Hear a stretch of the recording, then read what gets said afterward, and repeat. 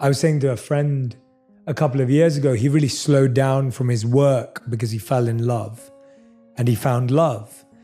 And he's gone on to get engaged to that individual, and at some point soon they'll get married. And he always felt that that year was such a wasted year in his life because he was looking at it through the lens of the business didn't progress, my financial life didn't progress. And I've said to him so many times, I said, that was one of the best investments of your life because you found love. Like, you'll look back at that year as the best year of your life of all time. But if you're only measuring your success, and I was like, you have no idea how that stability is going to impact your career in the next few years.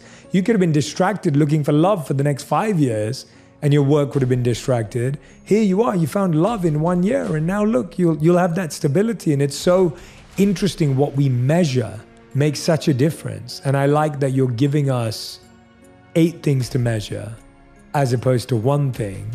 And then you start to realize how rich you truly are, because no 8 are going to align every year anyway. These are 8 priorities of a truly great life. And you talk about that love story. How rich, how wealthy are those 2 people? I even think about the times that we are dealing with heartbreak, the times we are dealing with tragedy. The ego says this is a waste of time. The ego says I should be productive.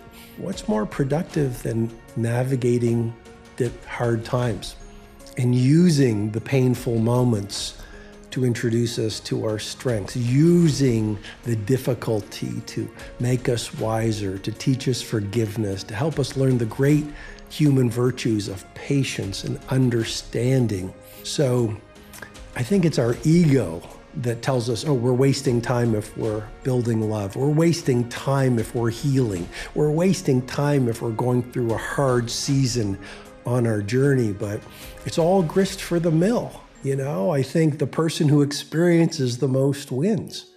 And work is important, but let's not confuse productivity with busy. And let's not confuse movement with progress. And I think a great human life has many different seasons and many different elements. And maybe there's a time for each of them.